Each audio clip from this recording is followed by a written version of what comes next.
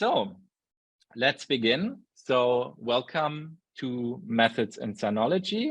My name is Tilman Schalmey. I'm going to chair this event for tonight.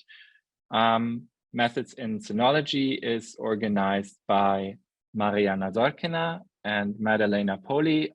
Unfortunately, Madalena can be with us tonight, but hopefully she will be there next week. First of all, I'm happy to announce that, as you all have seen, tonight's speaker is Hilde de Weert, and many of us know her probably as a very prolific author of articles and books on various topics on the history of early modern China and political culture and intellectual history. And also she is the intellectual mastermind behind this well-known markup platform called Marcus that she designed together with Brent He, and also as an organizer of events in digital history or the Chinese digital humanities. Hilde de Weert for a long time was a professor of Chinese history at the University of Leiden. And earlier, she also was a reader at King's College in London and an associate professor in Oxford. And recently, she has been appointed a professor of Chinese and early modern global history at the University of Leuven in Belgium. So also, I've read that this is where you obtained your BA originally. So it's kind of a coming home to where you started your journey of Chinese history. And today, Hilde will talk about an exciting new project on digital history that she's been working on with two of her PhD students. And the project, the project focuses on the social history of material infrastructures. And today we will have a chance to get a peek behind the scenes and learn a little bit about the design of the project and also about the sources and methods that are used in this project. So Hilde, you have the floor. We're all very excited to hear what you have to tell us. All right. Well, thank you very much to Mariana and Madalena, first of all, for organizing this entire series. I believe it was about a year ago or so that I was asked to participate and contribute a two-part series on digital history, and it couldn't happen then, but I'm glad that it worked out this year. I also want to thank Tilman Schalmey for chairing tonight's session. And it's actually in some ways also a reconnecting. Both Tilman and Mariana joined the first digital Chinese studies summer school we conducted here at Leiden. I believe it was in 2016. So it's been great to see that both of you also have continued to work and to make new contributions to digital approaches to Chinese studies. I want to make sure that you can see the slides now. Am I correct that you can hear me fine and that you can see the slides? Everything's working perfectly. The slides are on full screen and your audio is crystal clear. Excellent. So I will try to talk for about an hour or so, but I'm also open to people asking for clarification midway. So feel free, Tilman, to also break in if something urgent comes up. Okay. Because I so very much... for everyone, just a second. So please, as you're all muted, please type your questions in the chat. And if it's something directly to something that Hilde has said, then I will join in and maybe decide to interrupt. Excellent. Like I just did. Perfect. In part, I think this works really well for a session like this. That's really about looking under the hood and thinking about how we do things. Perhaps this is a bit of a retrospective approach in some ways, but nevertheless, I think this is important. So in this sense, it's perhaps this presentation is very different from a regular talk, in that it's not so much about findings and about arguments. In a regular talk, perhaps we oftentimes feel that talking about methodology, about processes, about our research flow is perhaps a bit pedestrian, but here this is really what the discussion will be about. It will be about reflecting on methodology, and particularly since I was asked to do this, also about digital research methods. And I think this is important also because methodologies oftentimes do have underlying theoretical assumptions that sometimes we are not talking about, in part because we're not supposed to be talking really about methodology. And I think this is important in general, but I think it is particularly important when working digitally to think about methodologies in a very critical sense. But it's critical, I think, to evaluate different methodologies that can help you answer particular questions or work through the sources that you're working with. But it's also important to design your methodology and to perhaps adapt the methods of others to ensure that they fit the kind of work that you would like to do, the questions you would like to ask, but sometimes also the way in which you would like to work as somebody who's in the humanities. Could be history. I'm a historian, of course, but I'm aware that some of you may be in other fields in the humanities. And you have perhaps already noticed that throughout, I tend to talk about digital research methods rather than tools. I think that there's sort of been a very understandable tendency to instrumentalize digital research methods, but I think it is important to really think about these as methods. The reason for this, again, being what I just said, that oftentimes these methods do have underlying theoretical assumptions that can be very helpful, but we have to be aware of that. This is particularly the case of things like, I will be talking about spatial analysis mainly today. It's true for that, but it's also true for network analysis or other approaches that may also be discussed in this series. Now, the first talk, as was already indicated by Tilman, will be illustrating this process of designing a digital history project on the basis of this current collaborative project that I'm working on, a project on the social history of material infrastructures. And so this means that the examples will be drawn mainly from that, but of course, this shouldn't stop you from asking questions that perhaps extend these methodologies to other kinds of questions or sources. And the piece that I should mention, first of all, that the reason why we can do this project, and part of what I will be explaining today, is also that we did this pilot project that you may have read about in the assigned reading. But then on the basis of this pilot project, I put together two larger grant applications. And we were lucky that both of those were granted. So one with the Dutch Organization for Scientific Research, and one funded by the European Research Council. But both of these deal with the social history and the regional history of the social history of material infrastructures. And by perhaps also important to mention this from the start, with material infrastructures, I will be mainly referring to city walls, bridges, roads. There's certainly other things that could be included, but we had to set limits somewhere. So this is a link to the project, and this indeed it is open access. So feel free to take a look at it, because a lot of the sort of the mechanics we do talk about in this field report. Which was actually, it's perhaps fair to say this as well, that the philosophy behind this was kind of similar to the philosophy behind this series. The idea was to sort of have a field report about digital research method. This was a result of a presentation we did earlier.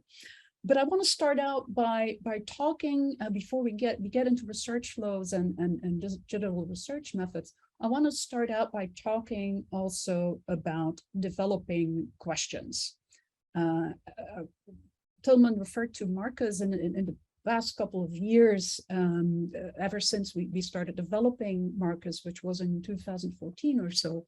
I've been doing workshops, and oftentimes I've noticed that the inclination is to immediately start tagging something and see what comes out. And I think this experimentation is definitely also a positive part of the digital humanities. But I think it is important at some point also to take stock and ask what sorts of questions you would like to answer, and then to ensure that you adapt your methodology to those kinds of questions. And so part of the reason why I would like to start with that is to underscore the importance of prioritizing the questions and designing methodology in accordance with the questions, and also the sources that you will use to address these questions. And oftentimes these questions, of course, are based on a variety of things. This is not necessarily sort of a chronological survey, but it is one that I think is important in thinking about how you ultimately do a larger scale project, which is true about a PhD, but any type of more extensive research project, even if you happen to just read a few books or a couple of primary sources and then sort of organically develop a set of questions, it is important at some point to sit down and sort of say, okay, these are the things that I need to focus on. And this is because oftentimes I still think that we're part of a scholarly tradition within which we have to position our work within these things that I've put here on the right, an existing historiography, theoretical literatures as well. Again, I mentioned this because sometimes I've been refereeing a lot of work in digital history and oftentimes I really like it, but sometimes it is divorced from these larger traditions that we already have working on particular questions. So I think this is really important. The same, of course, applies to primary sources. So as a point of departure, I'm going to indicate some of the things that sort of went into the thinking behind the project that I will be giving you some examples of later on. So one of the first things that intrigued me about this, because as Tilman also said, I've really been mainly an intellectual historian and interested in political communication. You could say before this project, I was working on more the bureaucratic infrastructures that in Chinese history.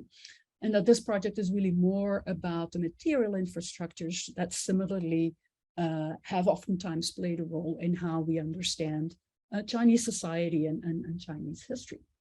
But one of the things that was definitely also something that started me thinking along these lines is the fact that we, of course, live in times when there's a bit of a competition amongst modern nation states to develop infrastructures. In the first instance, I would say the PRC has become a leading infrastructure state. This used to be Britain, as you see. There's this wonderful book by Joe Goldie, part of critical infrastructures field of study. But this was mainly about sort of developing post-industrial infrastructures, roads, and those sorts of things. But this got me thinking about what were the kinds of material infrastructures on which Chinese societies and polities of the past have been built. And there's certainly, as I started digging, been a long tradition of using oftentimes very abstract ways of thinking about Chinese infrastructures and explaining oftentimes what we see as sort of the longue durée of Chinese history. Oftentimes the assumption that one of the reasons why, we may definitely criticize this perspective, but one of the ideas is that one of the reasons why there's been a continual renewal of Chinese dynasties and Chinese polities. This has to do with some monumental big infrastructural projects that became symbolic of sort of the unity of the Chinese state. You could think of the Great Wall, you could think of the Grand Canal, these sorts of projects, but also big city walls, Xi'an, Beijing, Nanjing, all of these projects. And when I started looking into how sort of more how theoretical literatures have dealt with this, it turns out that actually already in early modern times, as information about Chinese history and Chinese society started being translated and introduced to European audiences, that some of the founding figures of fields that sort of have become political economy, urban studies, public health, those sorts of fields, that there was an assumption that actually in the Chinese case, the nature of Chinese society and its long history was actually based on infrastructural projects, but also the emphasis within Chinese notions of citizenship on contributing to these kinds of projects. So what you have here on the left comes from this sort of 18th century bestseller by Du Halde,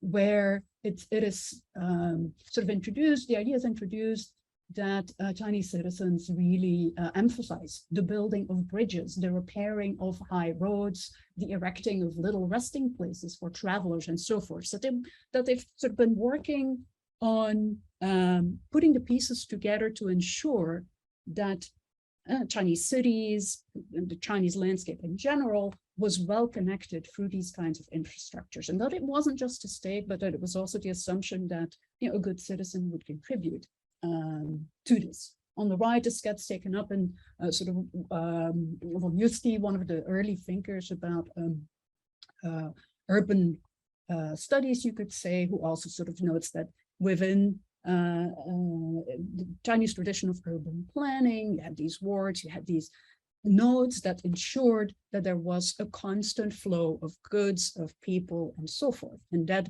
helped explain Chinese continuity. Let me see,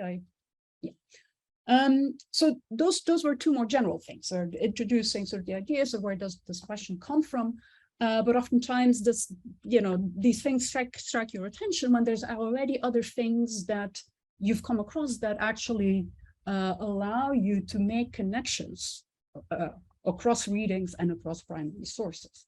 So my second book, this is sort of a tangent, you could say, but I had come across you could say, a report, a field report by a lower military figure, Hua Yue, who, because he was concerned about the fact that the middle, you could say, of what was then the Chinese territories, became Song and Jin eventually, that this area was not well protected. So he started to sort of look at were there roads, were there city walls standing along the Huai River, along the Han River.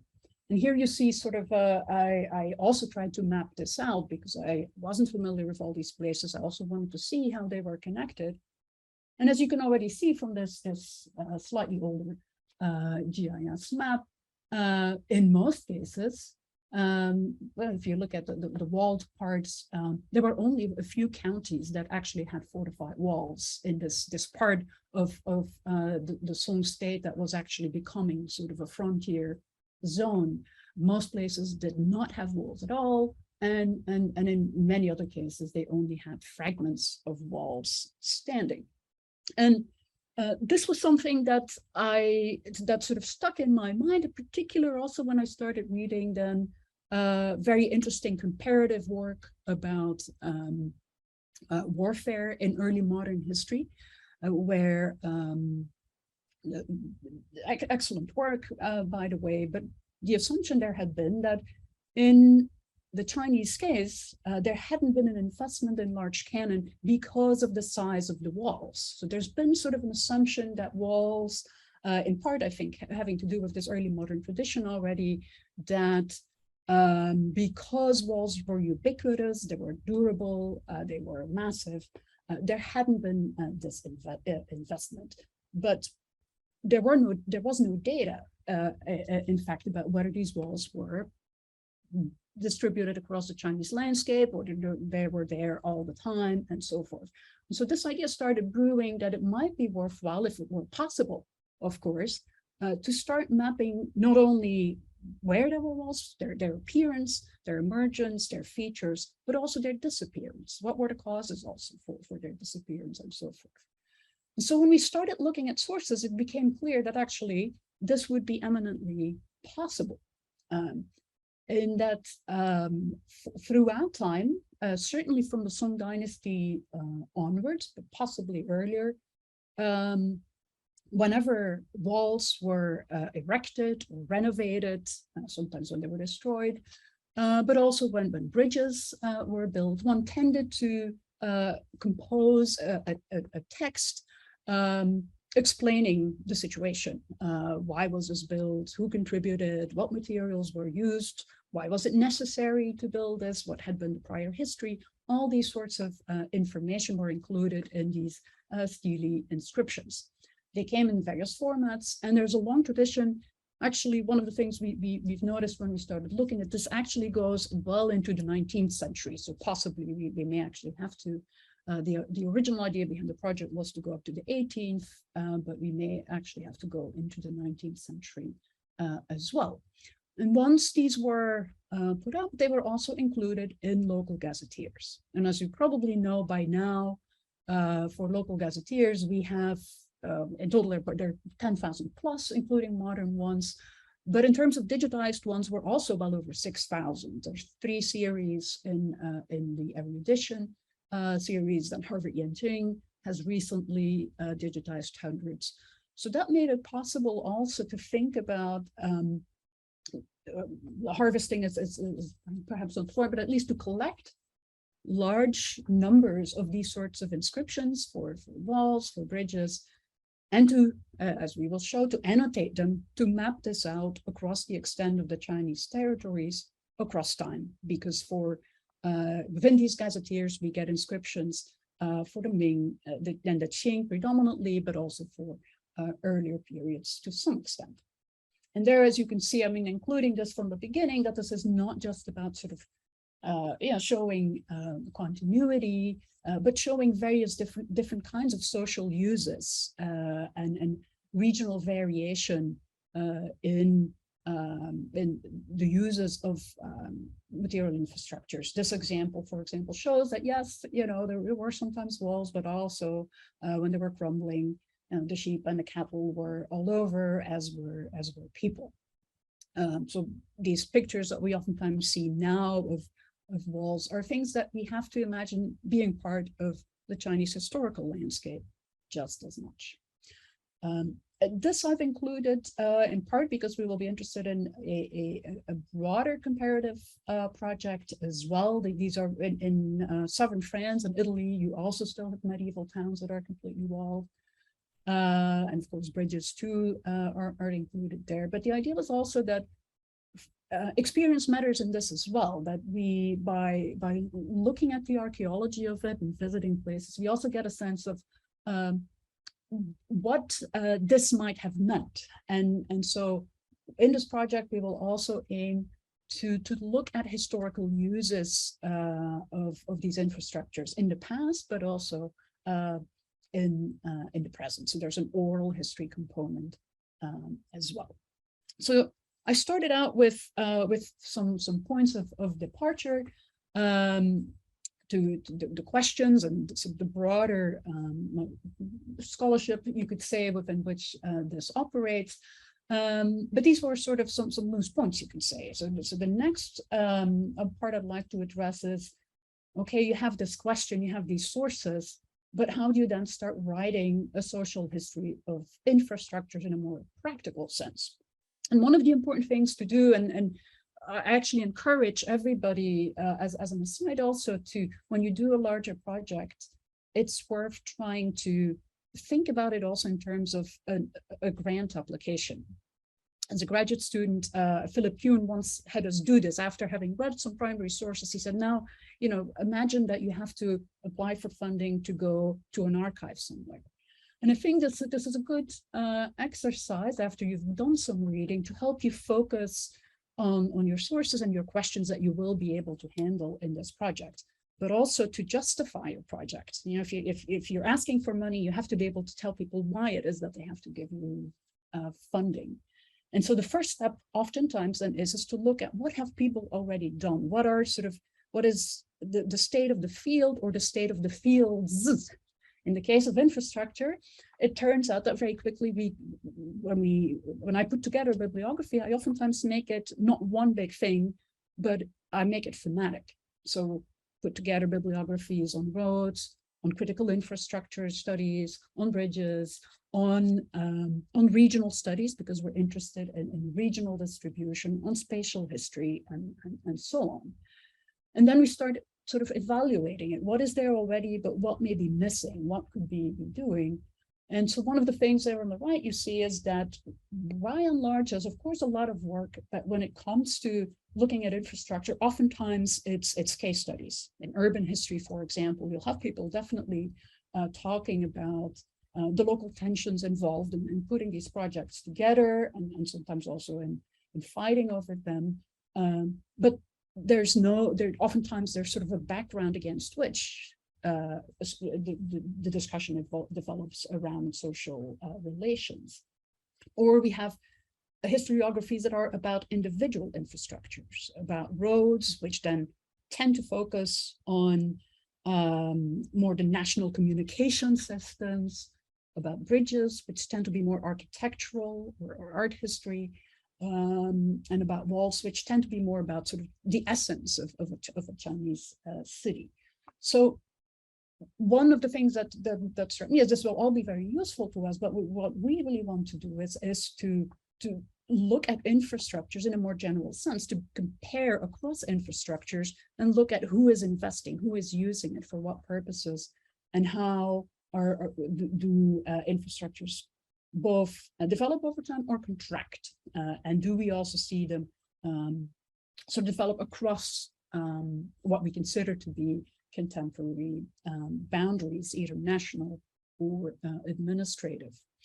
And so those, what's looking at that and thinking about the sources, it became clear to me that, you know, we have to design our methodology so that we contextualize individual infrastructure projects, meaning we can put them in a broader history, but also broader space, to look at whether they fit into patterns or whether they're distinctive. We have to think of a methodology that would allow us to compare across these different infrastructures, but also a methodology that would allow us to correlate it to other things that might help explain why it is that sometimes we see infrastructural development, and sometimes why we see in certain areas infrastructural contraction. And then you could think of environmental factors, demographic factors, tax records, and so on. And if one of the reasons why we can't, first of all, of course, you have to think about what are the questions, then you have to think about what is possible. And by now, I think we can oftentimes really think on a much bigger scale than, say, 20 years ago when I started out, or 30 years ago when I started out, because oftentimes we can work with others who have already done some of this work, demographic data sets, for example, but also environmental ones, to see whether there might be correlations to explore. So what we set out to do then is to, after having done sort of groundwork, is to develop what we call a critical, a regional, a comparative, and a digital history of infrastructures. And I'm just going to, so that we can get to some of the practicalities as well, I'm going to quickly run through these. Do feel free to come back to this later. To me, it was important to sort of bring in this idea that it's critical in that we don't only want to map what we want to really question this idea to what the assumption that I started out with, right? That infrastructures are essentially methods to centralize, to bring taxes to the capital or to send soldiers away. And that we also have to think of other possibilities, that infrastructures can also oftentimes do the opposite. And we do see this across the histories of different societies, that they can become a bone of contention. and that they can lead to the development of regional clusters, that they have sometimes also intentional or not, very different kinds of effects, that they might bring security, but they might also lead to lots of violence. Bridges, for example, can also facilitate the inflow of people who don't necessarily have the intentions to trade, those sorts of things, or trade itself could be an act of violence. So we want to really foreground these infrastructures as media that can have a variety of effects. I already hinted at this. We want to, this is one of the things that is very important in developing our methodology, given that we do not assume that they're centralizing. Spatial history actually allows us to leave as a question, what is the region at this point? We will be annotating the features, the appearance and disappearance of infrastructures, and on that basis, we can see where clusters appear across time, and that might give us a sense as to what regions go here. Some of you may be familiar with the work of Skinner, who a long time ago sort of divided what we now call the Chinese territories up into macro regions, because he felt, and of course it is there in earlier Chinese historiography as well, that some places are environmentally or ecologically connected to each other. They have trade networks, there's religious cultures that cohere, and so forth.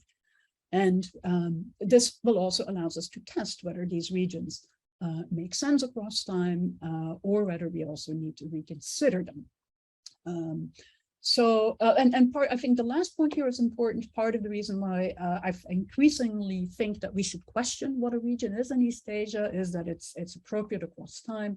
But I think it's very important also in that, particularly something like infrastructure, when it is discussed historically, tends to be embedded within a very nationalist historiography, within an assumption that it always leads to sort of the integration in and the emergence of the nation state. And this is not just within nationalist historiography, but I think it's equally the case within area studies. So we're also, within this project, we'll try to the extent possible, to also go across national boundaries, because we might see that places like Guangdong, for example, does have connections with Southeast Asia that are at times much closer than they are to the north. And of course, the same applies to the west and to the northwest and the northeast. So the idea is to really question this from the ground up, based on a large, empirically, we will have a large data set once we have marked up all the text. Comparative, as I said, we want to ensure that we come up with a methodology that will allow us to compare across space, time, across infrastructures, and also across sources. We want to include archaeological reports as well as these inscriptions that I've already shown. So now we get to the digital part from now on exclusively. And here I've sort of summarized what I think the affordances of working digitally are for this particular project. I'll sort of run through these, and then I will show you, based on the pilot project, what I mean with at least 4 of these aspects. We haven't been able to, we're at an early stage, so the pilot doesn't include all aspects of the project as we now envision it. It's multi-layered in the sense that you will see when we have these inscriptions, we annotate them. We say we have a bridge, we have these people, we have these materials, we have these causes for destruction or damage, and so on. And once we then export this, we can start correlating the data that we have annotated within our text. So we create spatial layers from the data that we have annotated. And I'll give you an example of what this supports, but you can already imagine this, that this allows you to make connections between things, like if you have bad weather, is this related to using particular materials, for example. You can start querying your data in these various ways.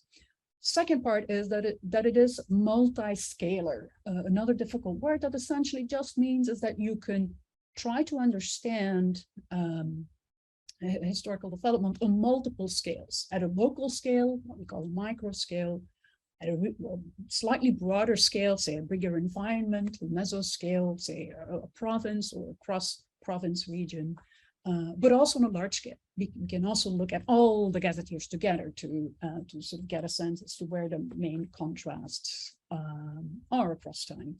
This is very powerful to me as a historian. I think part of the reason why I have been interested in this, that I've always been curious to know if I'm very interested in reading particular cases and texts, but I want to get a sense as to how does this fit within the times? Is it an outlier, or is it part of a larger sentiment, or is it actually the consensus? And this is in part what this will facilitate by really using the available archive to map out these infrastructures. We can get a sense as to how a particular wall, say for example, the big massive wall in Xi'an, to what extent that might be representative or not.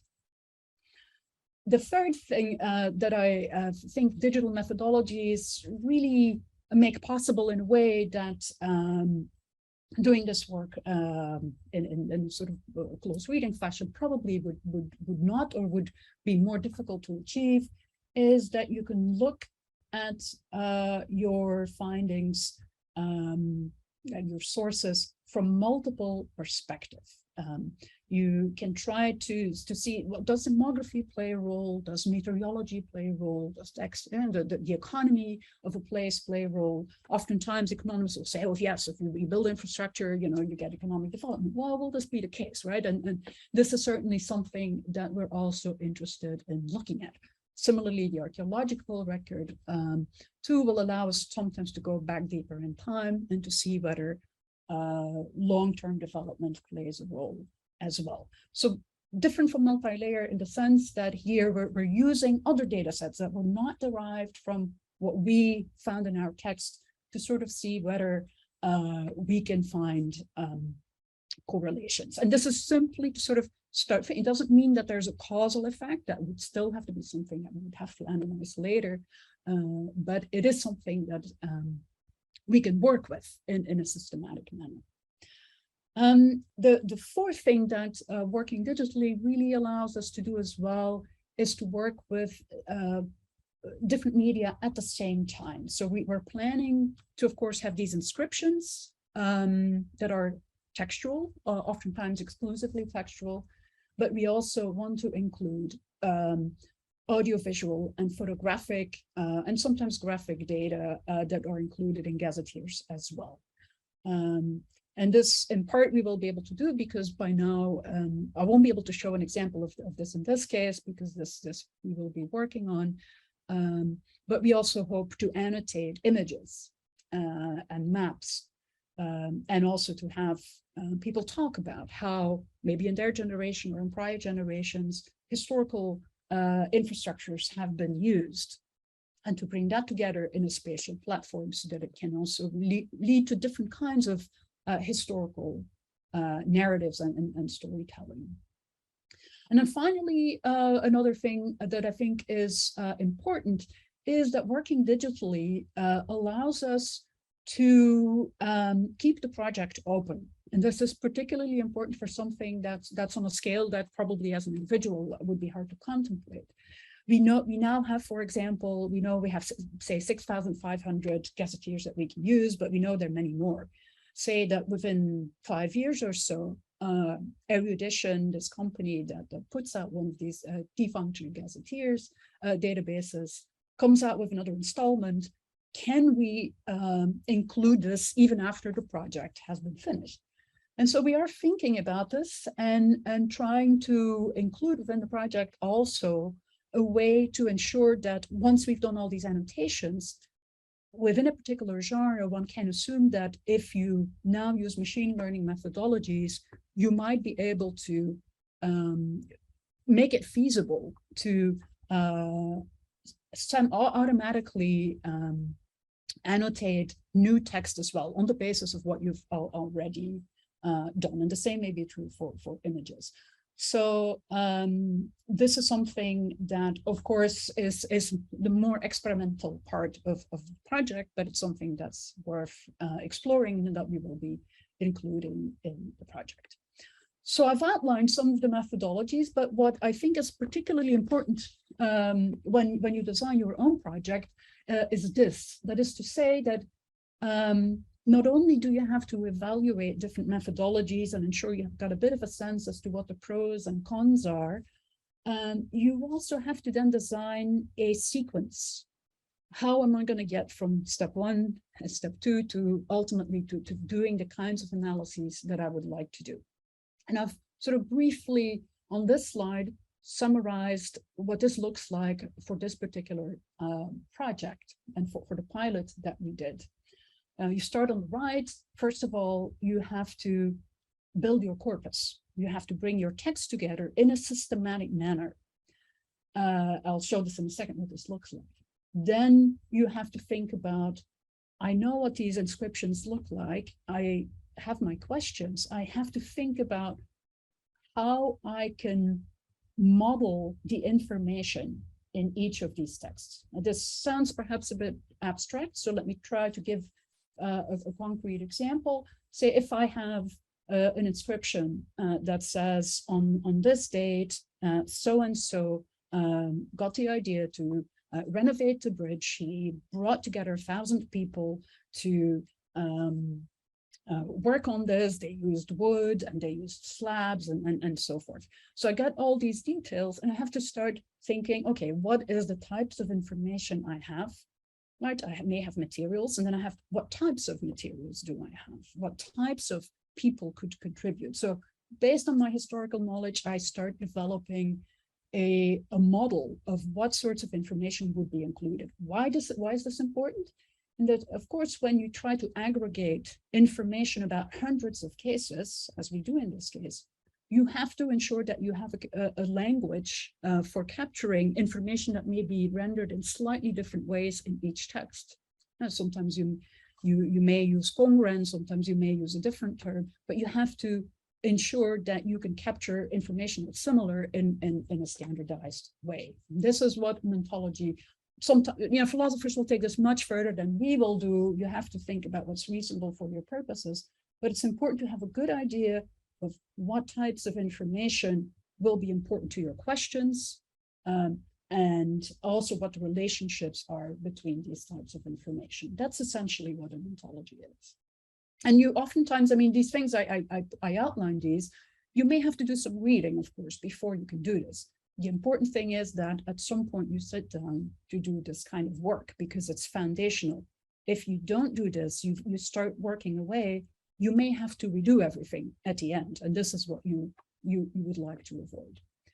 Then third, even once you have your idea of, okay, I have this type of information, you want to annotate it to extract information from it, you have to think about a sequence of how will I get this information out? What are the steps, the types of annotation that I have to apply to my digital text to be able to do this? Not different types of annotation may be automatic, they may be manual, and they may be somewhere in between, a combination of putting a keyword list together and perhaps describing how different information can be expressed. So we'll show what this looks like too. But again, an important step in the process. And then the fourth step is perhaps the one that will take the most time.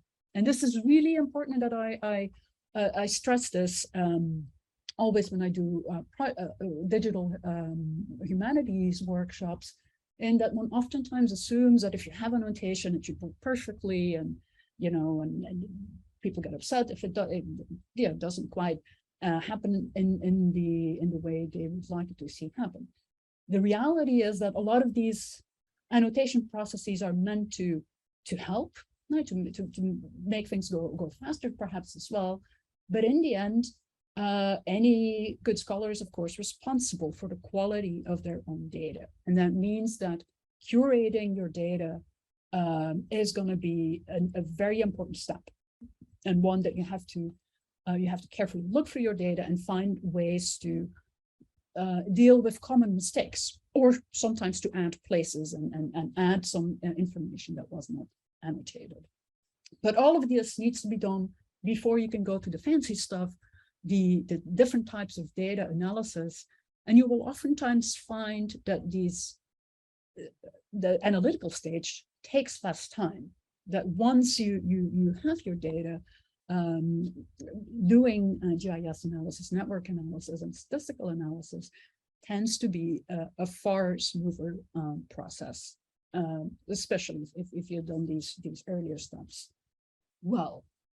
And then these types of analysis will allow you to perhaps discover case studies that you want to work more on. This is certainly something that we aim to do, that is to first work on a larger scale and then start selecting case studies on that basis, and also to then do comparative studies. Okay, now on to some illustrations of what this looks like in practice. So when we did the pilot study, we decided to take the gazetteers from 3 provinces, even though as I said, region is a question, but because they are divided up in the database that way, we did our selection based on the idea also that these are different types of places, right? Guangdong in the south, Shanxi more central, and then Henan. When it comes to corpus building, I think something like this. This is a slide from Logard, and Max Planck Institute for the History of Science supported us in our initial venture. And so we went there for a week and used their system, which I recommend you do. One of the things that it allows you to do if you look at the gazetteers here instead of the erudition platform, you can compare the number of texts that are relevant. Say in this case, I looked for city gates. In red, you see all the instances where this occurs in gazetteers. And in blue, you see all the places for which they have gazetteers. So this immediately, if you look at it, allows you to get a sense of how representative your data might be, because sometimes an absence of information can also be very important in your interpretation of a particular phenomenon. So the same goes for time. So you can also, what this makes readily evident is that, of course, we have gazetteers predominantly from the 16th century onwards, so we have very little data from the period before. And we can also see that for some periods when there's actually large numbers of gazetteers, we have relatively few hits. So these should be taken into account in the interpretation. Now, with corpus building, there's something else that's looking under the hood that I think is really important here. And that is ensuring that when you create your own files, you embed metadata in some way. Metadata is perhaps a difficult word, but essentially it means information about your text. That could be the author, the place, the time, the edition, all sorts of things. Why is this important is that oftentimes this may not be in the text itself, but it is information that you can use to later filter your data and analyze it. So in this case, what we came up with this, we could certainly do this other ways, but we as Liu Jialong, Xiong Bailan, and they really contributed to thinking through this project as well, that, we put the reign period, then we put the title of the gazetteer with the place named first, the location, and sometimes also the section within the gazetteer in which we could find this. All of this information can then at some point be used also to go through your database, as you will see in a second. It doesn't have to be like this, by the way. So you see this here in the Marcus interface where we uploaded our data. But one way or another, it is important to keep track of your metadata. So then ontology. So here you get a bit of a sense as to, so what did this include? I've already mentioned most of this, so I won't elaborate for too long. But this gives you a sense of the sorts of things you want to think about. What are the types of information that I could gain from this, that I can use in my analysis? And of course, this is just a very quick design, but you might want to go into much more detail than what we have here, and also to establish relationships between some of these categories. The third step, as I just mentioned, is the text annotation process. And you can do this in a variety of ways. There's TEI, text encoding initiative ways of working.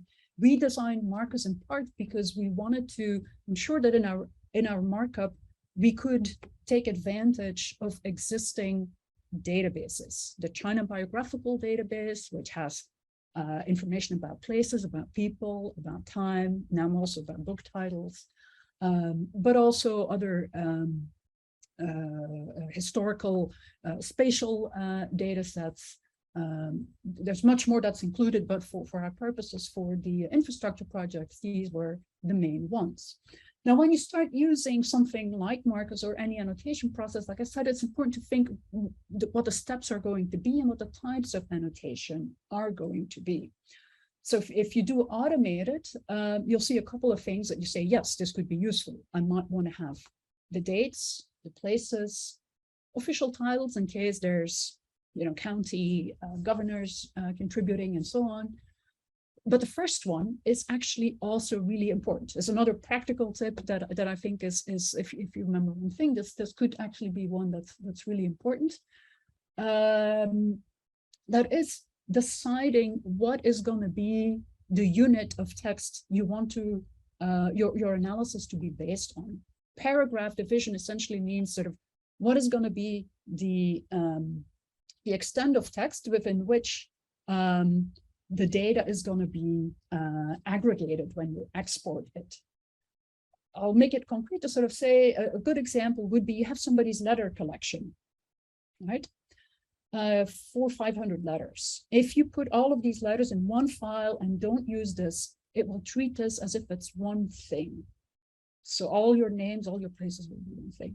Ideally, you want to say, and you would, before you upload your text, you have paragraph divisions where you want to separate your text.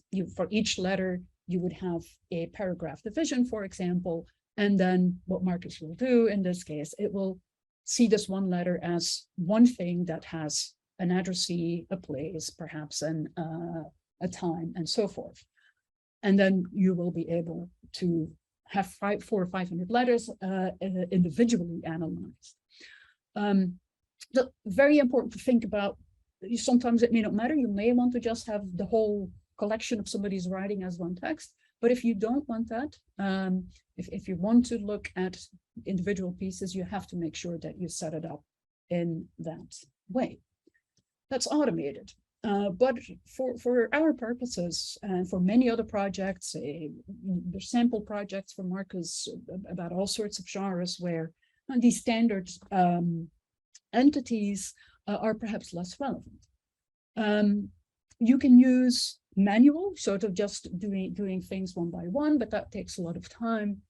You can use, if you have, for example, as in our case, we have a sense of what bridges or walls may be called typically, or roads. So we can make a keyword list. That would already go some way. But oftentimes they're standard. After you've read some of these, you know that the information that you might want is described in some ways that are roughly standard, but not entirely. So for example, it may be 5 meters high, the wall, or 3 meters, 3 meters 50. There's ways of capturing that. Regular expressions is the term. You may come across this as well. But this is certainly worth thinking about, because once you have this, so in this case, we had a couple of hundred of records.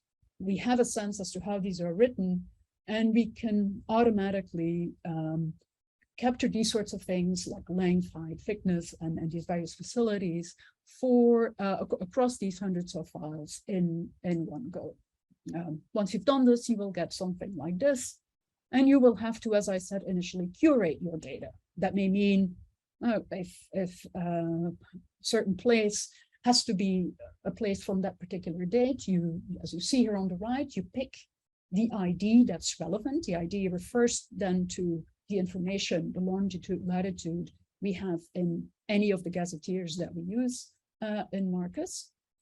But important to always mention, you do this for one, you can then automatically say, I want this applied for all other instances in this text. So you don't necessarily have to curate every individual instance, but you have to make sure that you go through your data, make sure that it's roughly correct before you start analyzing it. There's of course always, should you later find things in your analysis that are problematic, you can always make modifications too, but ideally that doesn't happen too often.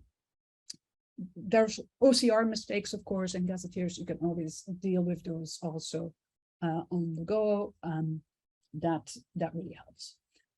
Now, for the data analysis step, an important thing, one of the reasons why we still plan to work with Marcus is that once you've done all this work, you can push it all, can be hundreds of files or more, to DocuSky, which is a textual database / data analysis platform that was developed by our colleagues at the National Taiwan University Center for Digital Humanities. Xiangjie, Tu Xie-Chang and their team have been working on this for a long time. So for any type of thing that you've done markup for, you can create a textual database in DocuSky. And initially, when you do this, it will look something like this. You will see here on the left all the things that we included in our pilot project, the different types of information that we ended up tagging will be there on the left, and you can start looking at each of those and see, oh, what information do I have for those, select them, and do a close reading for the records that are relevant. So I want to see everything, all the modes, for example, or all the particular kinds of damage. You can get these records easily. This is interesting, but of course, we're interested, as I mentioned in the beginning, in regional distributions, in spatial history. And the most important reason why we want to work with them is that all the locations that we have in our texts, if we have, of course, given them an ID, will also be converted to longitude, latitude through one of the modules that they have in DocuSky is Geoport. You see this happening here. On the left again, I can say I want to include all this information that I have tagged in my texts, because then I can generate spatial layers from them. So you have a selection there, but typically you might want to include all of those. And so that's when you get this sort of thing. I'm showing this one in that when we did this pilot project, we weren't quite sure what we were going to get. Would we be able to compare? Would we be able to generate interesting questions from this? And I think this already immediately, when I started doing this, gave us a sense, okay, yeah, this is worth doing. What we're seeing here is the prevalence of modes versus reinforced walls, using slabs to ensure that earthen walls don't decay very quickly across the three provinces that we were interested in, Shanxi, Guangdong, and Henan. And you can clearly see Guangdong for reasons that I think we'll still explore, but partially having to do with weather conditions, perhaps also with social issues such as piracy. We see much more of a tendency to construct reinforced walls throughout the whole region. So it's also showing this clustering effect. You do it in one place, then well, it tends to take on a life of its own.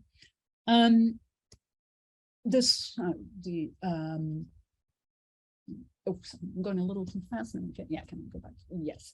What I wanted to show this as well, in the sense that one of the reasons why I like working like this, annotating text and then exporting them rather than sort of creating an Excel sheet and doing analyses from this, is that by working in this way, we can, at any data point, I can see what have I marked up as information, and from the ID, therefore the file, the file name you can see there, I can link to that text to sort of see, okay, what was this based on again? And so there's a close integration between your primary sources and the data that you're looking at.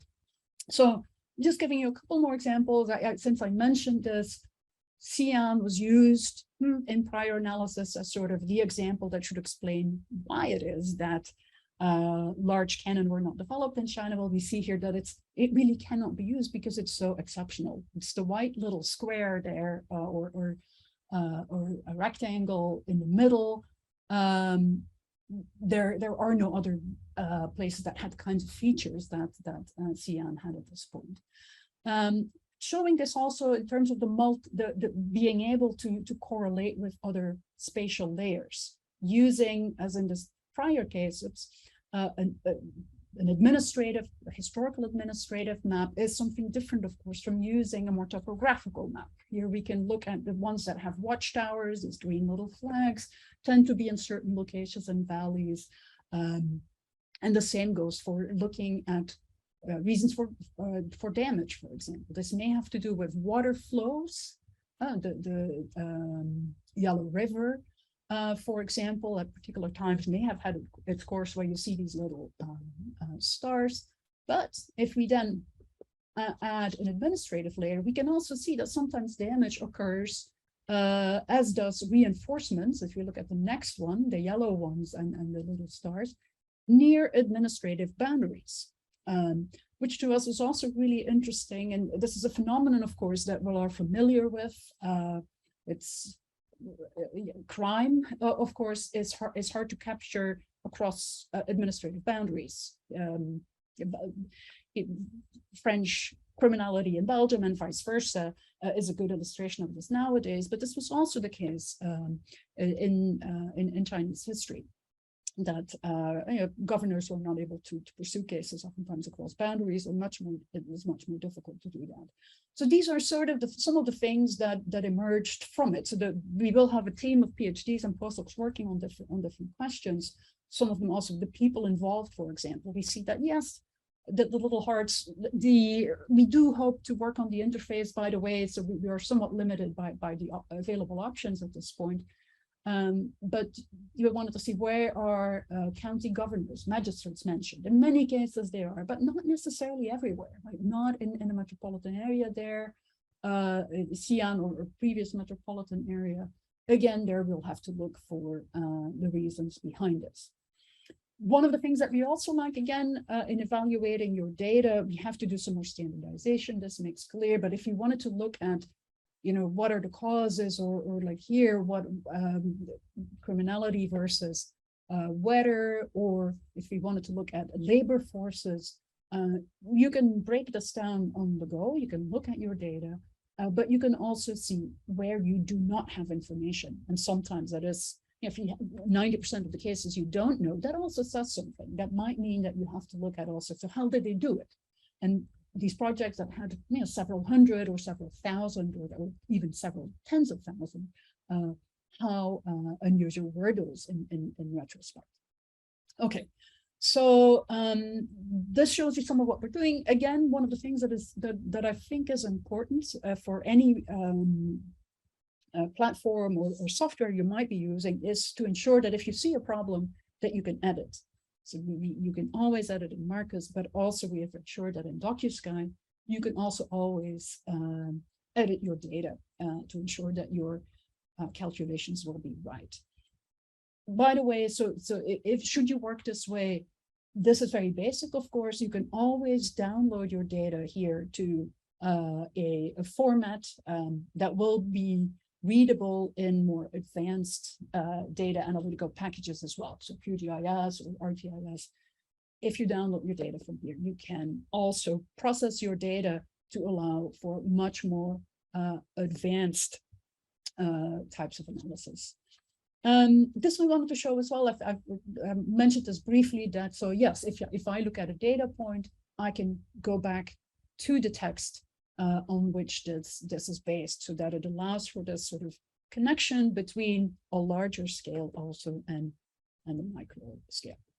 So the pilot was like this, but, and I think this too is something I really learned from. I think this was worth it, trying to do something, and then also taking stock and saying, oh, what didn't work well? What should we do to deal with some of the problems that we encountered? Should we really want to roll this out on a larger scale?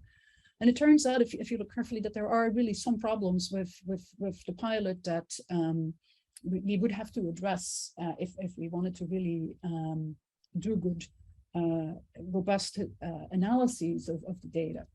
The first one is that so ontologies definitely need some more work, but this is a minor issue. The second one, I think, is much more important. When we, so here you see a record. When we initially did this, all the information you have in this one paragraph that I mentioned becomes one data point.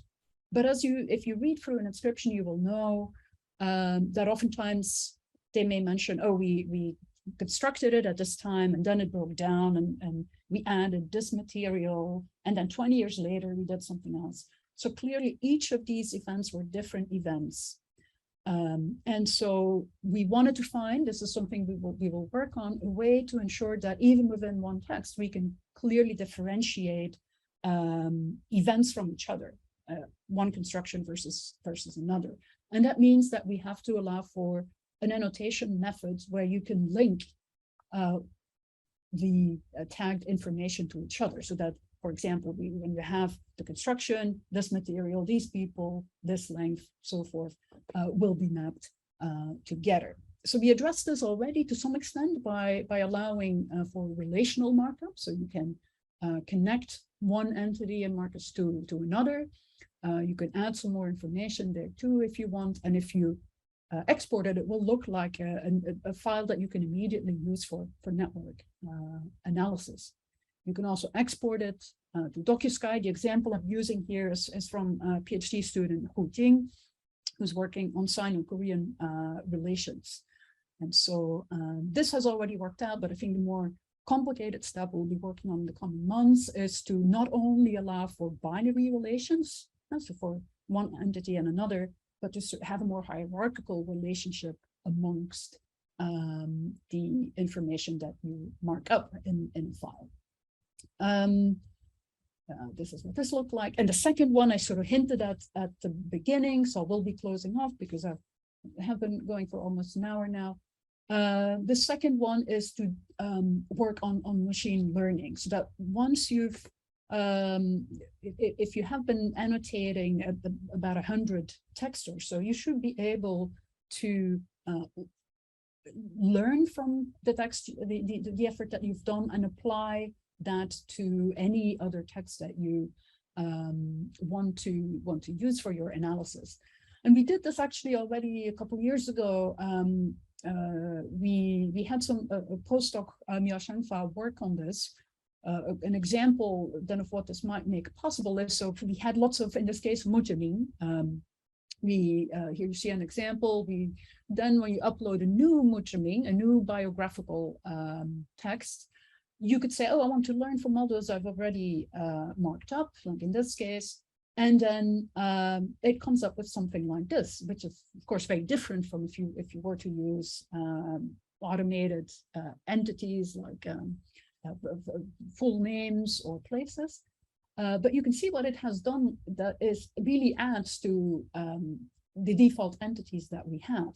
So what it finds here is that in these other texts that we had marked up, there were names for family members. And these oftentimes these types of family members, your granddaughter, 5 people, would be either preceded or they would follow actual partial names, somebody's first name.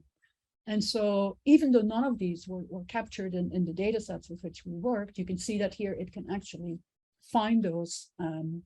So it can actually work in combination with other ways of doing annotations.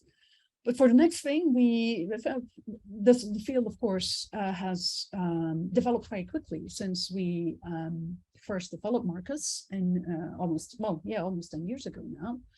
So we've also started, this was with, so I have the name here, Fan Wenzia, a PhD student from Nanjing Agricultural University, was visiting here this year.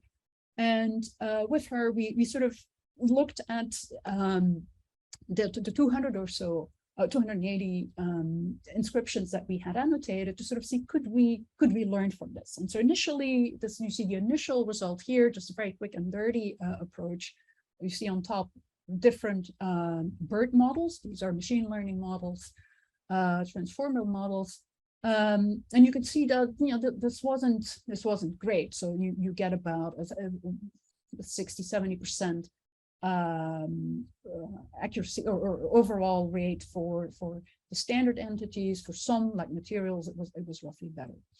But after some fine tuning, we did it again, and there we see that actually so conditional random fields is a different technique. We can get a much higher precision, but you don't get good recall, meaning it won't capture lots of the information that it should have captured.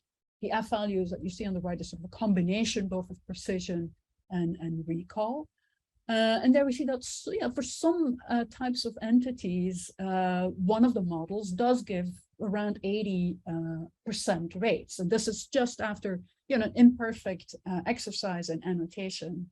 So some of this is also useful actually at this point for us to ensure that we do fine tune our annotation also. So if you know that you want to do machine learning down the line, you're working with a large archive, it's important to do a test run to also then go back and fine tune your annotation methods, because that too can result in much higher scores. So from that, we hope, but we will see. We're still looking. So if people are interested, please do get in touch.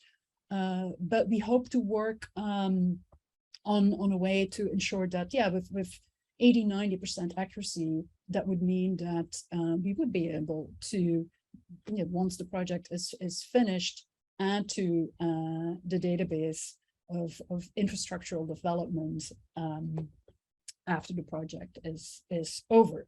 So to sum up, these were some of our objectives for this project as I summed them up after the fact, of course. And this is what I really wanted to close with as well, that some of this, of course, is the result of a long process of thinking about, you know, what is the best methodology, testing it, fine-tuning it, and then coming up with a proposal that focuses on the sorts of things that we think we can do.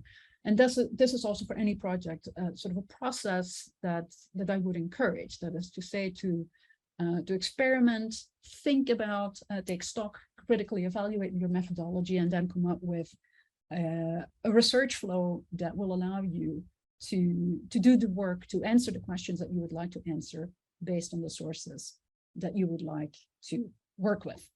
But I add this as well, so that it's always, once you do that, it doesn't mean that you're tied down. Always allow some space for serendipity, I would say. And the most important lesson here is to say is that when Marcus was financed with the previous ERC, European Research Council project, but it was not included in our initial goal. So it was something that came out. And I think that is something that is also worth aiming for.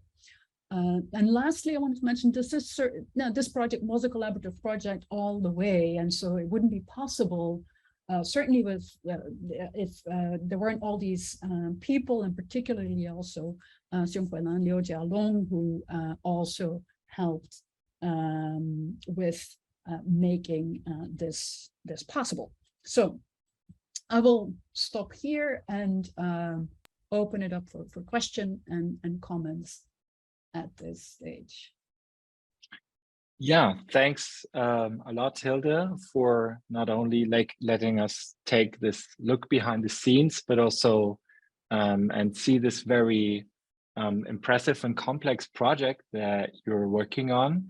And also thank you for these vital insights on what kind of mistakes you should avoid, and letting us see the different steps of the design, how this project came into being.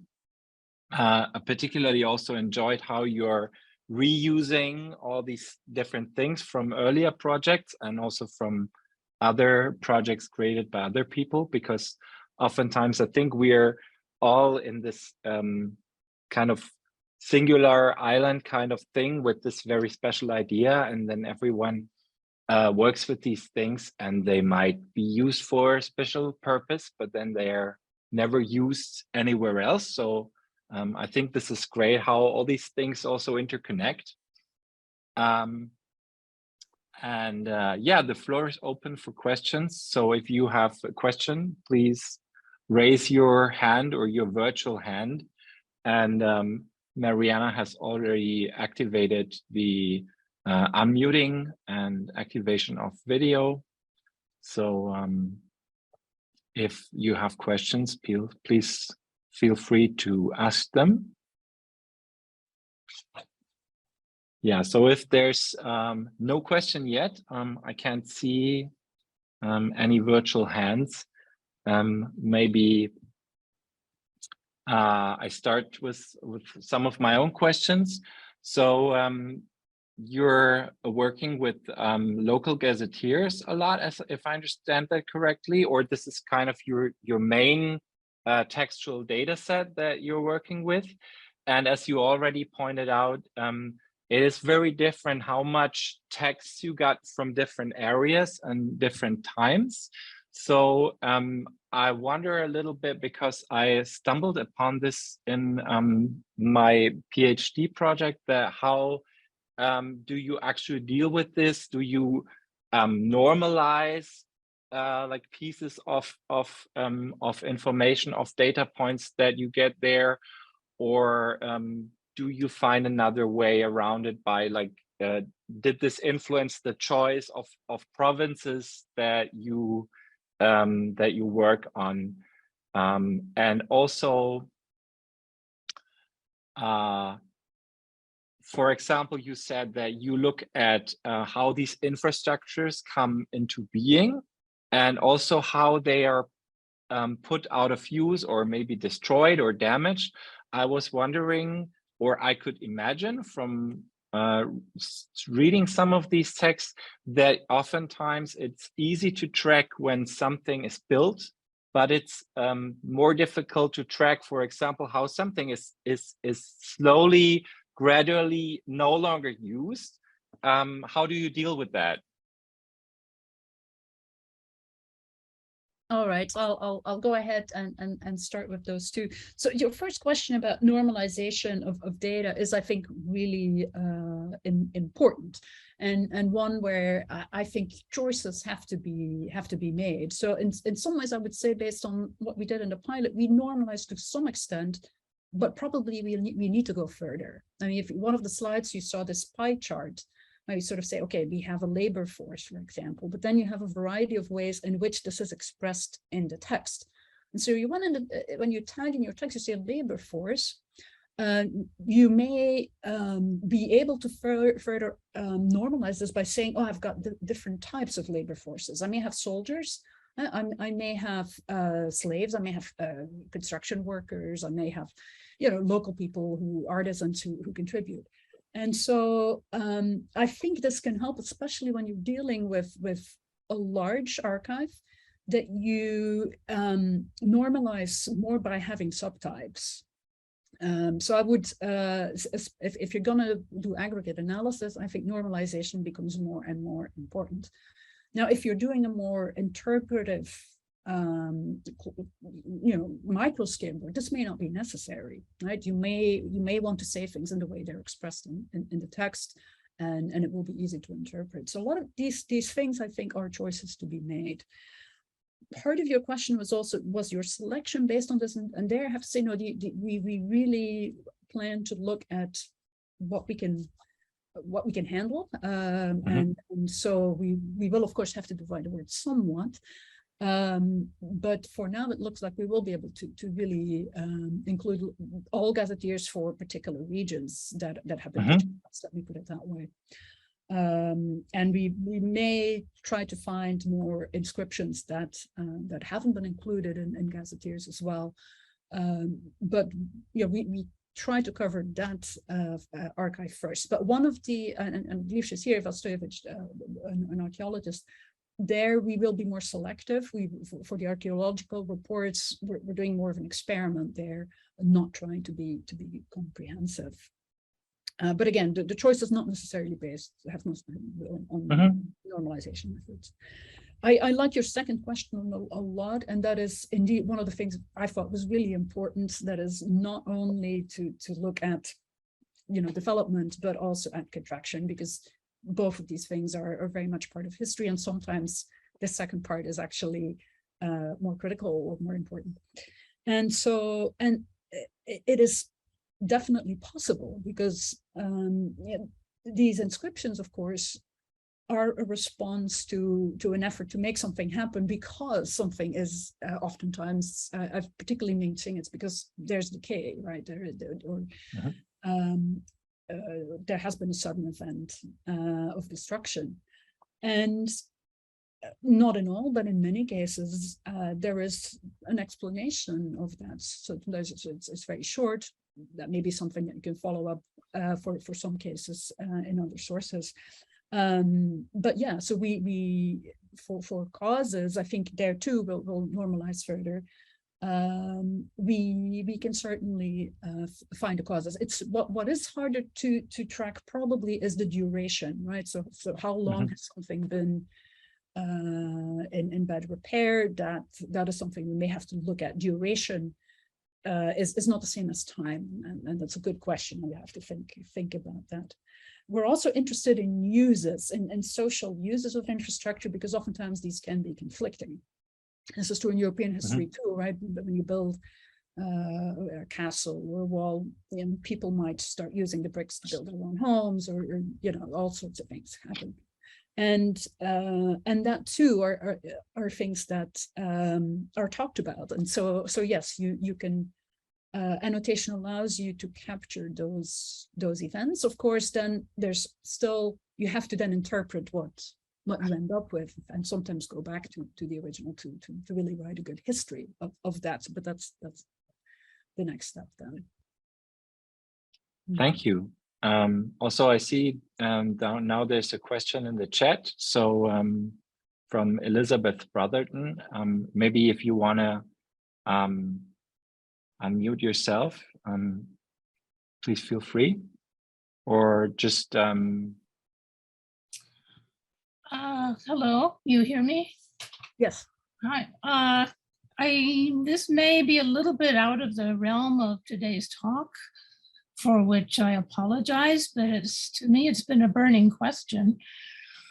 How much truth value can we give to local gazetteers, which are, after all, the product of local pride? Yeah, no, it's a good question in the sense that, I mean, this is true for any source. You've got to be aware of who writes, why they write, the format, and so forth. So any source needs to be read critically in that sense.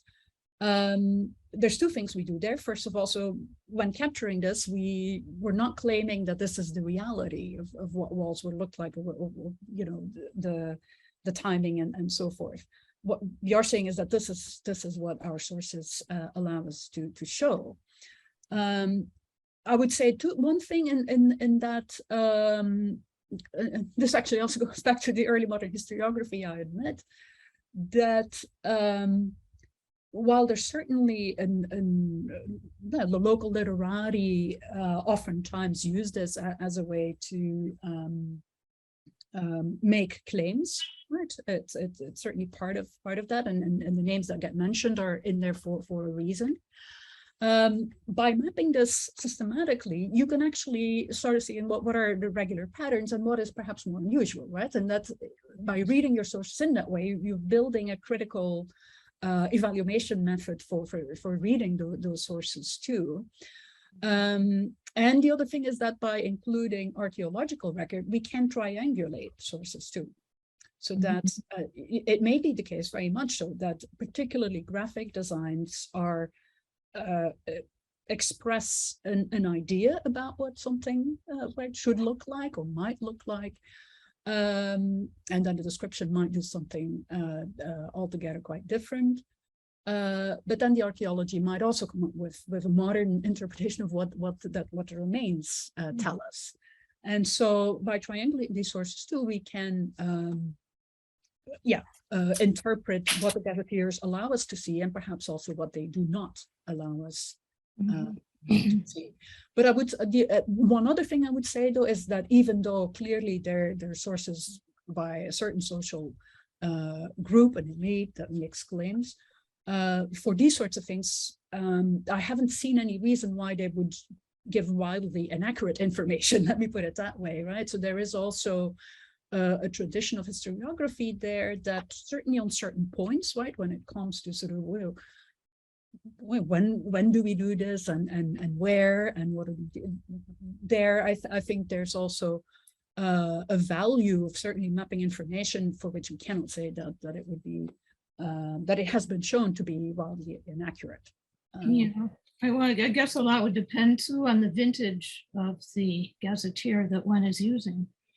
I mean, I noticed in later gazetteers, there's a lot of plagiarism from early ones. Not plagiarism, but repetition. Yeah, but that can sometimes be valuable too, right? In that, indeed, and Joe Dennis's work has also shown this. My BA thesis was actually on defuncture also. That you have to think of it as a living archive, and that yes, things get abbreviated from other gazetteers, or they include the local archive. They will include some UN information, for example, that had been transmitted, but sometimes that can be useful. But your point is well taken in the sense that, so I think this is in the report that we may give preference to, say, lower level gazetteers because of the repetition sometimes of information. You don't want to duplicate, of course. And so there we will pick, the record that has the most, or the fullest, or the original account. I guess the best answer is just to do a global search on, the given problem. Every possible source of information possible. Yes, and this, well, I think down the line you would want that, right? In a digital environment that you can then say, okay, now, I've got this bridge, where else can I find information? This is we envision also having a spatial platform where people can add information, like audiovisual information, graphic information, but that could also be other accounts. Like if you say somebody's Wen-Ji has more information, then that's part of it. But I've got to say, so this is perhaps worth adding too, like for the Song, for example, we have a lot of bridge inscriptions. We don't have the gazetteers, but the inscriptions are oftentimes included in people's Wen-Ji as well. And the gazetteers may simply include a very similar account. So it's not necessarily the case that a bridge inscription or city wall inscription in a Wen-Ji and a gazetteer would be radically different. But it's certainly worth looking at different sources and to see what the genre does there too. Oh, great, thank you. Thank you for your question. I see there's another question from Mariana. Yes, first of all, thanks a lot for the lecture. It's a very nice contrast to the lectures that we had in early September by Ruth Mostern, because although she's doing spatial analysis, so in some ways it is similar, but then she admitted that what she does is very simple and a lot of her analysis relies on Excel spreadsheets. So it's very nice to see the contrast as how you talk about having this complex big project with machine learning and multiple tools and whatnot. And this kind of leads me to my question. It's more of a thought, but I really hope that you can comment on it. So you started by saying that it is important to come in with the research question and not to start with the tool, right? But then you started describing this very big, large-scale project that requires multiple people who work together over a span of several years.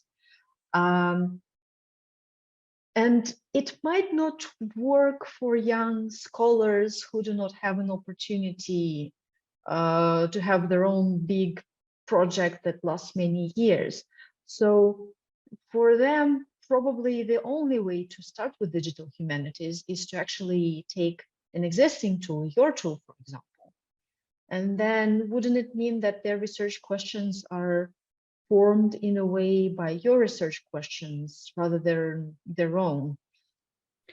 No, it's a great question. I think there's many ways in which we could how would I put it, in which we could tease out some of the implications, right? So that in part I picked this because yes, this is the new work. I could have talked about earlier published monographs, but I thought, well, this is the past. Marcus came out of a different thing.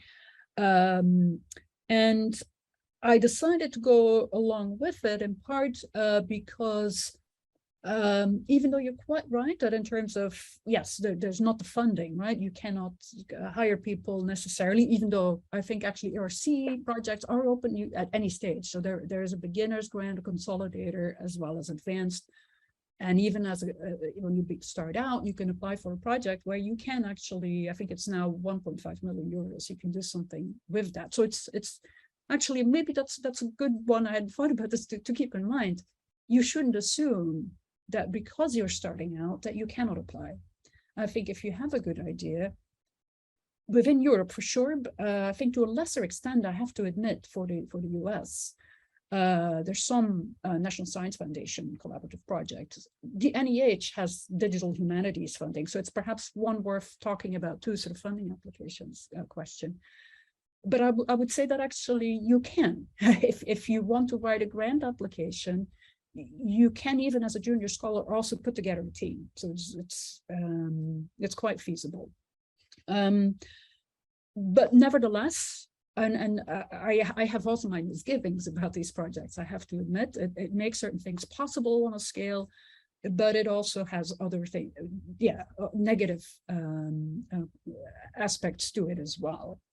So to get to another part of your question, so can you, if do a digital project that's maybe not on this scale, and that is feasible for one person. Perhaps I think the collaboration element is, I think, really important if you do digital work, though. I think working with colleagues, getting advice from colleagues, because I think that all of these things that I talked about, the spatial, the network, the annotation, you cannot be an expert in everything. I think even if you work hard at it, I would recommend to anyone, do talk to your colleagues on campus who might also do projects, who might have various expertise, because that can actually really go a long way. And I started out actually also going to some lunch sessions to learn some of these things. But to get to your point, I think you don't have to work with all gazetteers, right? So I could have done a pilot also myself, working with one province, for example. That would have taken me maybe 3 months. That is feasible to do. So the question is more of, yes, if I don't have that, what interests me, and can I design something that is feasible for me and that I think I might enjoy as a test case. I will say, and this is, I'm very happy also to do those sorts of events. I've been on many sort of refereeing committees for grants, for papers as well, that in general, doing a pilot is a very good idea. Because you can write that into a grant showing that you fought through what is necessary, what are some of the pitfalls, what needs to be in place, and that you have a realistic sense of what the work involved is. So in that sense, let me put it, so on the one hand, I said you can do a project. I said it's also possible to do small ones. The third thing I would say is that if you want to do a big project, you can also start out with something small that would allow you to then do the bigger project. So I do think one of the nice things about digital research methods is that you can think on a larger scale. I see what you're saying, that is, that this may not be something that you can do immediately, But it may be that you could say, well, if I want to go, if I want to get to this big idea, are there things that I could do to sort of show that actually in a test case that this would be possible? And to then see what funding is available. And I think in many European countries, the national funding agencies, as well as the European ones, do allow for collaborative research funding. And sometimes also on university campuses, actually. So within the US as well. I think this is sometimes in the humanities, we're not used to thinking that way. And I think actually, yeah, so I would say don't let yourself be held back by this idea.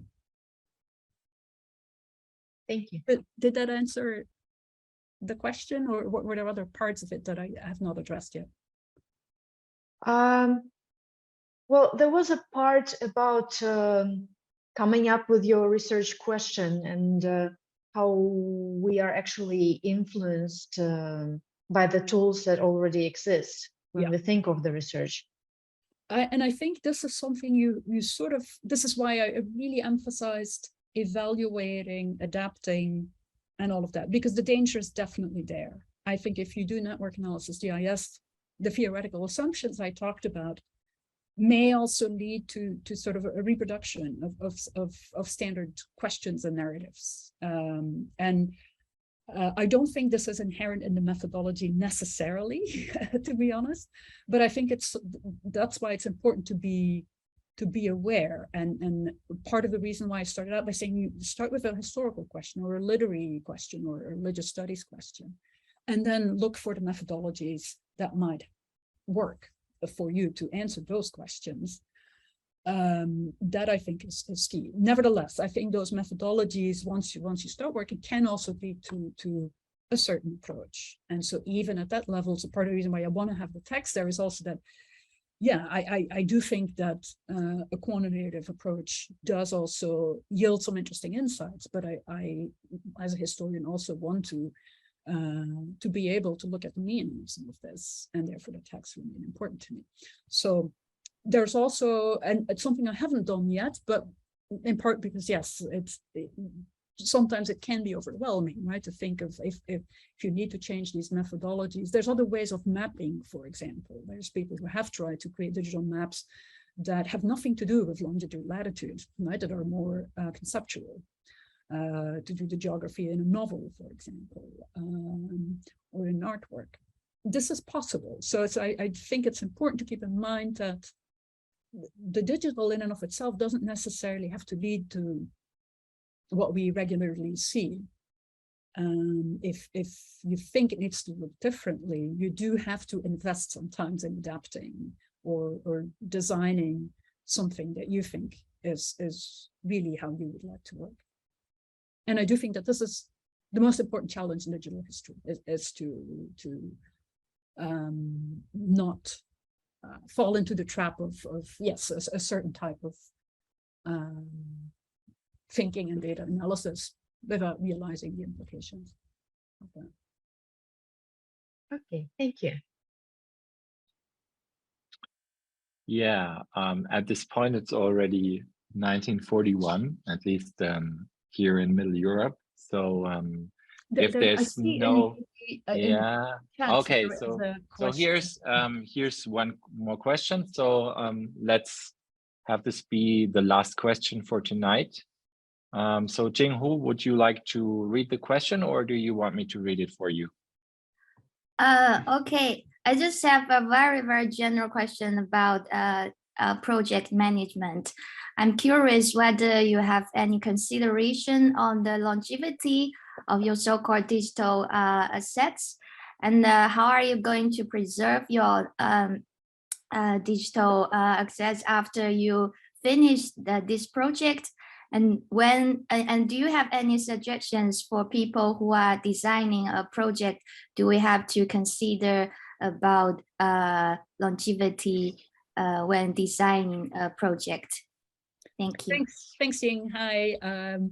So it is very important. And I think particularly if you're applying for funding, you will get this question. Oftentimes you will have to include a technical appendix, or it's a good idea, even if they don't, to in some sort of a data management plan, to say something about how you're thinking about doing exactly that, making sure that your data are interoperable, that that there's a way to think about longer term preservation. I think there's a lot of debate about this, actually, that some of the standard ways, and I did include, for example, the standard ways that you include formats that are not proprietary, right? You have text files, Marcus files, you can download them to an XML format. You put your data into repositories, multiple ones. Sometimes you put your code in GitHub and so forth. So I do think it's important to think about that, to ensure that you work in formats that are interoperable, that you ensure that your code can be shared. But and this is actually also a requirement of typically of government funding. Having said that, I think we have to be realistic as well. That I think, you know, we've been doing this now for a couple of decades, right? We also sometimes have to accept that particularly some projects, some services like Marcus, for example, may have a certain lifespan. That to me, it's as long as people use it, I will keep running it as a service, and I will ensure that I find a way to fund that somehow. If there's it's a different discussion, but that's the basic idea. Now, what we already see is that this idea has been implemented in other platforms that have large text databases. So it's also possible that within 5 years, this will no longer be necessary, because it has been incorporated in CText, in Academia Sinicus repository, and this Chinese company who's paid us a license fee. So for now, I'm designing the things that fit with my research project or that with others, and I try to ensure that it is accessible. But I'm also okay with the idea that at some point this may have served its purpose and it's been taken, you know, it's been implemented in things that are now taking over.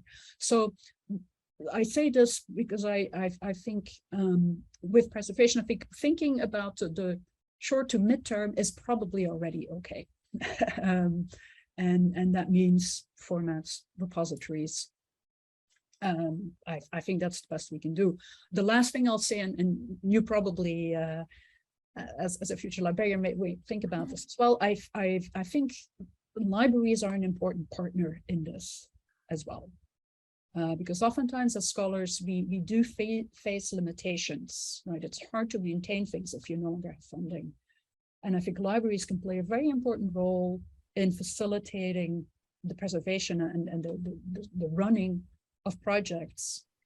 But again, there too, as long as people are using them. To archive them at a later point is okay, but I think in the humanities, it's really important to provide a service as well. Because otherwise, if you just put the code somewhere, it may actually not be very useful to people. So that's also an important qualification. I see a lot of applications, oh, I'll put the code in GitHub.